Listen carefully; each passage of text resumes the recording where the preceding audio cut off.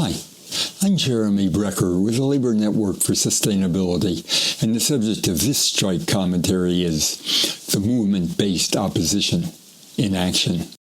The previous strike commentary described how the burgeoning movement to defend society against Trump's tyranny is developing into a movement-based opposition. This commentary examines how the actions of that opposition can expand to defeat the MAGA juggernaut. The emerging movement-based opposition is a convergence of people and organizations dedicated to ending the power of MAGA and Trump. It has been manifested in national days of action like Hands Off, May Day Strong, 50-51, and the upcoming No King's Day. It can be seen in the coordinated action of hundreds of local and national organizations, ranging from Indivisible and Move On, to the ACLU, to the recently self-organized 50-51, to dozens of major national and local unions. It is embodied in thousands of local and sectoral action groups and coalitions, with many different affiliations or none at all. This commentary identifies potential growth points in the movement-based opposition, explores how to nurture and expand them, and indicates what they might achieve. These organizations and actions, however varied they may be, are gradually emerging as aspects of one movement-based opposition. Like a growing plant or animal, the movement-based opposition needs not only to grow in size, but to develop new capacities and the structures to realize them. And it needs to feel and project an identity not just as a collection of separate constituencies and organizations, but also as a coordinated, converging whole. The movement-based opposition is more than just a lobby or a political faction. It is one part of a rising by society against the MAGA attack. That defense of society includes those courts, civil society institutions, and political forces who decide to participate. Along with these broader forces of social self-defense, the movement-based opposition can weaken and eventually eliminate the MAGA assault. It needs to paint a portrait of itself that reveals itself as more than an occasional demonstration, but rather as a continuous contesting of MAGA power. The movement-based opposition achieves its goals by action in society. But in the chaotic Trump era, the conditions under which it acts change weekly or even daily. For guidance, it must depend less on a plan or a program than on an agenda of possible actions. Here are some agenda items for the next round of movement-based opposition at both local and national levels. Make the opposition visible to its participants, the public, and its opponents. Dramatize the harms the Trump regime is doing to people, society, and planet. Block MAGA assaults on specific groups and the common good. Rapidly expand participation. Draw in new constituencies. Encourage institutional resistance. Build an overwhelming majority that repudiates Trump and MAGA and acts to eliminate them.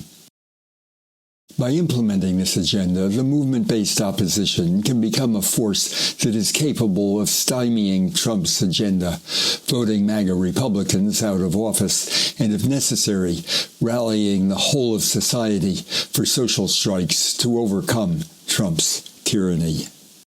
The movement-based opposition has called public attention to the present and future harms Trump and MAGA are doing by action in communities, workplaces, capitals, and the streets. Simply being made aware of Trump's abuses can have a significant impact on people's support for his policies. For example, a recent New York Times poll found that 54% of voters who had not heard about the Mahmoud Khalil case approved of Trump's immigration policy, while only 40% of those who had heard about the case approved of the policy.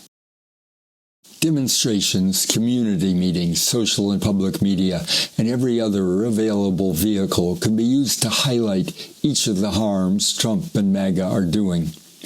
They need to articulate how these harms are affecting individuals and constituencies. They need to show how people are already resisting them, and they need to provide a pathway for people to join that resistance.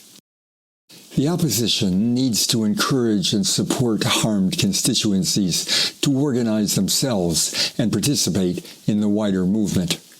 For example, 5051 Veterans has supported organizing by veterans to protect the Veterans Administration and other programs for veterans, and help develop the nationwide June 6 Unite for Veterans, Unite for America rallies.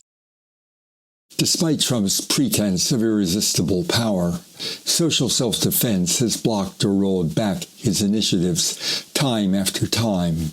To take two examples among many, grassroots initiatives have severely impeded his efforts to capture and deport millions of immigrants. In Nashville, among many other cities, activists have established a hotline for community members to call in and report any sign of immigration enforcement. Volunteers, alerted on social media, then go to the site of the ICE activity and videotape the proceedings.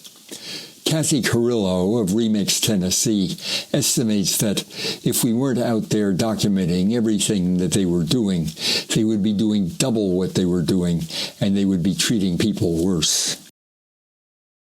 And in New York, Trump ordered the termination of a huge offshore wind project, then withdrew the order. And in New York, Trump ordered the termination of a huge offshore wind project, then withdrew the order when Governor Kathy Hochul brought labor and business representatives to the table to demand its restoration. TACO, Trump always chickens out, may currently be an exaggeration, but it is the task of the movement-based opposition to make it so. The movement-based opposition can identify and directly counter a wide range of Trump initiatives. For example, Indivisible and other groups are waging a concerted campaign against Trump's big, beautiful budget bill that would, among many other things, deprive tens of millions of food and health care and undermine the power of courts to rein in Trump's actions, even if they are illegal and unconstitutional. Campaigns like this can be expanded by drawing in the millions of people whose lives will be devastated by these initiatives. Such campaigns provide a means to show that resistance is not futile. They also are an important way to recruit new constituencies into the opposition. When they succeed, the opposition should claim credit for Trump's reverses. On a recent Indivisible call, for example, it was pointed out that the withdrawal of Elon Musk from Washington and the Trump administration should be counted as a significant victory of the Tesla takedown and the broader opposition. The peaceful, nonviolent character of social self-defense so far has been a great strength, ensuring that the broad public does not feel threatened by the movement, overcoming the fear that could prevent people from participating, and using disciplined de-escalation to foil attempts to provoke violence. However, to challenge MAGA effectively, it also needs to escalate its tactics. A great model is provided by the sit-down highway blockade by Baltimore trade unionists during the May Day actions.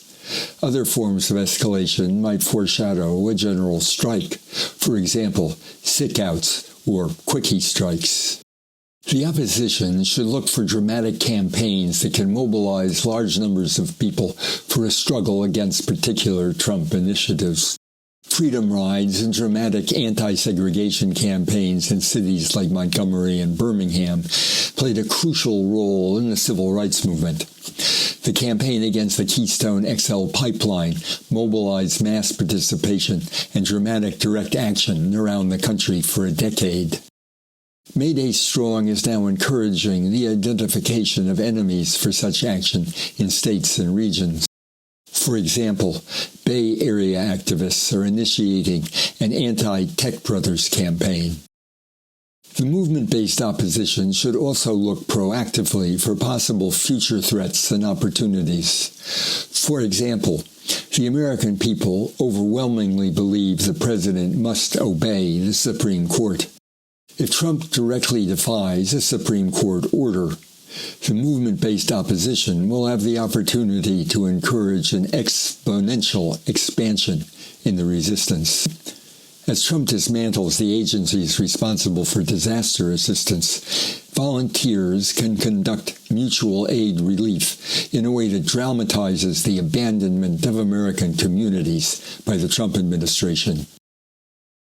One of the successes of the movement-based opposition so far is constructing a narrative that combines wrongs to specific groups with general wrongs that harm everybody. The National Days of Action have combined the issues of tyranny and lawlessness with specific harms to children, the elderly, people of color, immigrants, workers, LGBTQ+, and other specific groups. These are all defined as the results of an administrative coup designed to provide vast gains for billionaires by robbing poor and working people. An example at a state level. A dozen Connecticut local unions, along with dozens of allied organizations, endorsed a statewide assembly to plan a Connecticut civil liberties defense mobilization. Its demands included free Mahmoud Khalil and all targeted activists, stop all attacks on the rights to protest, organize, and due process, stop all attacks on queer and trans people, stop RFK's autism registry, protect and expand health care and social services, protect and fund our schools and universities, and hands off our unions. The Connecticut Civil Liberties Defense Mobilization went into action with a labor community demonstration on the New Haven Green, contingents in Pride Day events in multiple cities led by union pride caucuses, and a statewide educational rally meeting. Actions opposing particular Trump outrages are proliferating. There are petitions, demonstrations, boycotts, days of action, and other initiatives by and for immigrants, teachers, government employees, women, and many other targets of MAGA attack. These are all attacks on all of us. Ongoing support for each other's actions is already constructing a common opposition. Such crossover support is crucial for building a movement-based opposition that unifies diverse constituencies. It can also be a crucial means of growing and diversifying the movement by drawing in new constituencies. One useful technique for drawing together distinct constituencies is to hold actions with a rotating focus. Each such solidarity action can feature the demands of one group to demonstrate broad support from the rest of the opposition. This is already happening in practice. For example, the May Day actions focused on workers, especially immigrant workers, but were supported by the movement-based opposition as a whole. Similar actions could feature other broad constituencies, such as women, people of color, veterans, and Medicare beneficiaries. In Minneapolis, a week of action highlighted a variety of local worker struggles. On Sunday, unions and allies rallied at a local grocery store in support of thousands of grocery workers who are engaging in coordinated bargaining with local supermarkets. On Thursday, flight attendants, baggage handlers, and cleaners chanted and marched alongside hotel workers and rideshare drivers at the airport to demand the restoration of union rights for TSA and other federal employees. Then thousands of members of unions and immigrant rights groups gathered at the Minnesota State Capitol for the May Day rally led by the Minnesota Immigrant Rights Action Committee. On Friday, hotel workers and allies gathered for a rally in front of the downtown Hilton Hotel. If all such growth points are effectively nourished, we can hope that the movement-based opposition will have come to be identified by participants, media, public, and opponents as a central antagonist of MAGA and Trump? Will it swing millions from support for Trump to neutrality? Will it swing additional millions from neutrality to opposition? Will have persuaded the majority that Trump, MAGA, and the MAGA Republicans are a threat to them personally, a threat to the groups of which they are part, and a threat to the future of our society and our planet. Will have won millions into supporting and participating in the movement-based opposition. Will have stimulated the emergence of large, self-organized constituencies like veterans and Social Security recipients that actively oppose Trump on their own and increasingly support and coordinate with the movement-based opposition as a whole. And will have promoted the growth of resistance by institutions like universities, schools, law firms, healthcare professionals, and many others. These results will go a long way towards undermining MAGA's power and bolstering the forces that can overcome it. They mark the road from protesting to contesting the MAGA juggernaut.